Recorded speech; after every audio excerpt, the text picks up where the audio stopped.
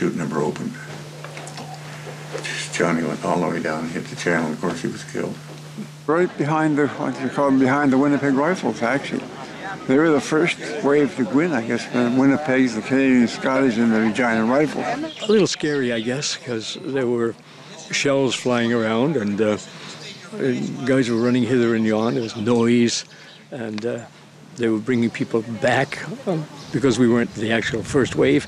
When our LCT craft landed, we hit a mine, went up through the ramp on our boat, and we couldn't get our vehicles off. All our walking people get off that time. And then we had a big tank that was on right next to us. He went over and rolled it down enough so we could get the rest of our, so we got all our vehicles off. We fired 200 rounds per gun over Saskatchewan infantry, protect them, so the Germans would go hiding in their serpents.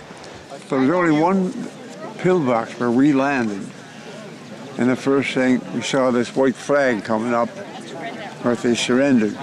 Everything moved pretty quickly. The beach was crowded with people.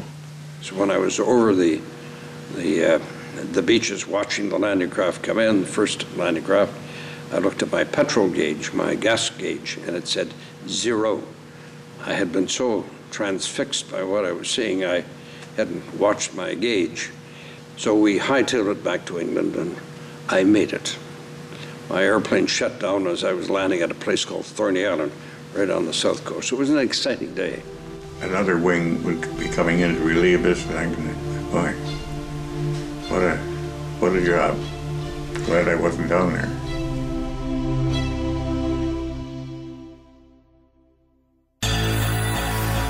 Despite the initial bloodbath, the Canadian troops overcame the gun emplacements and began to move beyond the dreaded Atlantic Wall. Well, we landed with the infantry almost. As soon as we finished firing these guns over their heads, we came behind and landed them. It was my birthday, June the 6th, when I came in. I never thought of my birthday that particular day. I was thinking ahead all the time with the enemy. I think we ran across the railway track, and there was a bunch of stores in through there. No resistance for us. When we started going through the town, the residents would come out with bottles of wine and cognac and Calvados, wanting us to stop to have a drink. There's no way we could do that, of course. And there was sniper fire from further in. We don't know where it's from, and they feel that some was coming from the tower. There was a tower, like a church tower. They feel it was coming there. Well, we always had a tank with us, and the tank would just fire up in there and knock the church. So we had to start knocking all the church spires down, because that's where they were hiding, and they were tipping everybody off as to what we were doing down below, you see. When I heard this one coming, and somebody yelled duck, and before he got the duck out, I was down, because I was, hey, this guy ain't gonna get me.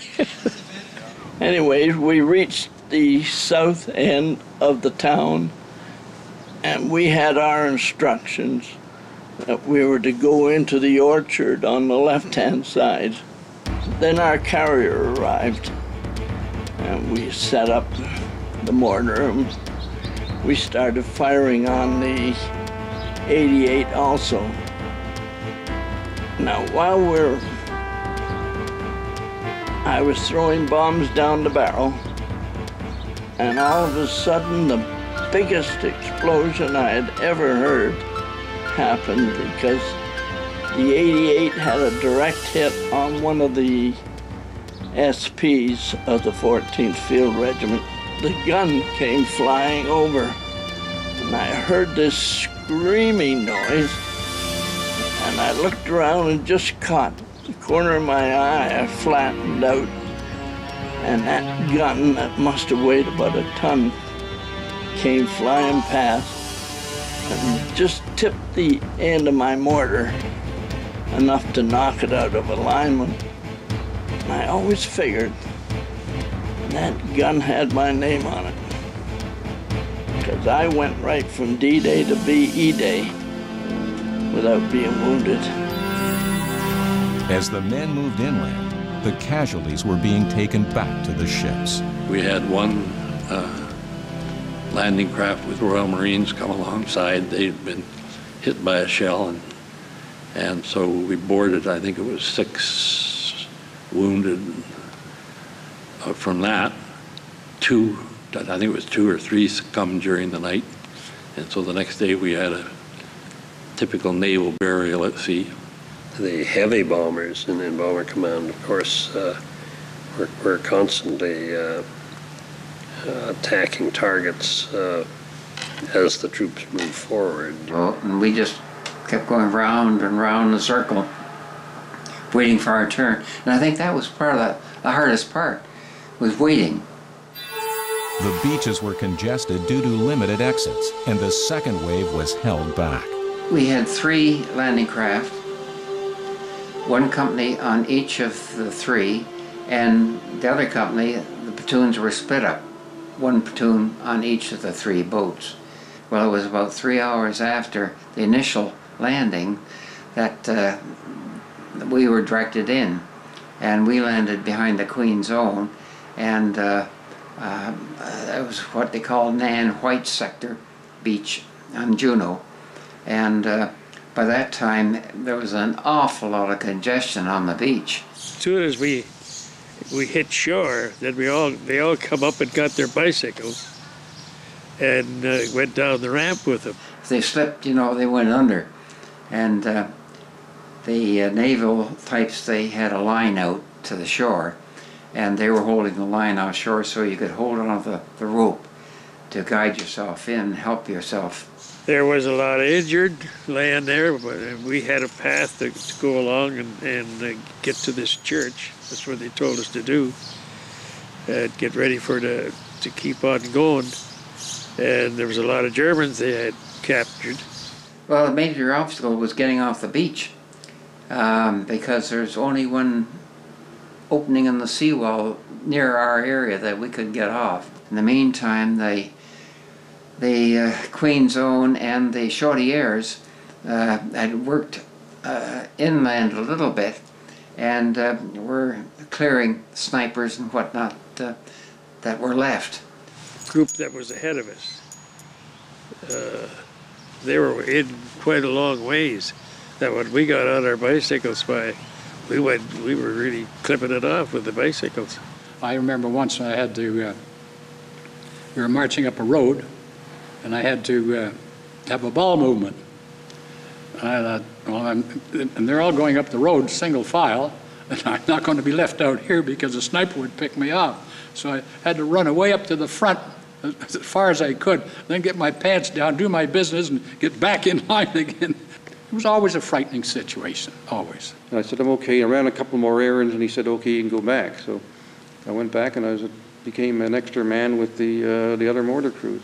At 11 o'clock on that particular morning, the regiment, the Chaudière, were hung up trying to get into Benny-sur-Mer, which was about 5 miles inland. They were held up by 3 German 88 millimeters, and we were called upon to take them out, and we put 1 salvo over and 1 salvo under, and then the next 13 took them out.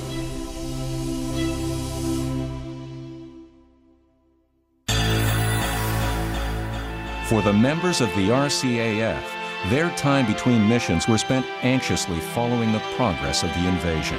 As the morning progressed, you'd hear vision over the radio, you know, I mean, the broadcasting stations. The BBC is pretty good, and for the purpose of the war tales and this type of thing, war reporting, they were excellent. The BBC was exceptionally good and very well informed. So you got probably as good reports coming out to the general public as we could get from our intelligence. Near the front. Then we sent some couple of men back, 2 or 3 men from our company to bury the Germans. They took a hell of a beating. The Paras held the line along the flank. Well, later in the morning, the Germans had time to regroup and know where we were, so they fired heavily with mortar to begin with, then a bit of artillery, and then we had some probing attacks, I would call them, to find out our strength. As we were going down this narrow pathway, one of our riflemen had been killed, and he was sitting with his back to the bank, and his feet were out into the pathway, and there was only room enough for a vehicle to get through, and the tanks just rolled over his legs, and our carrier had to do the same thing.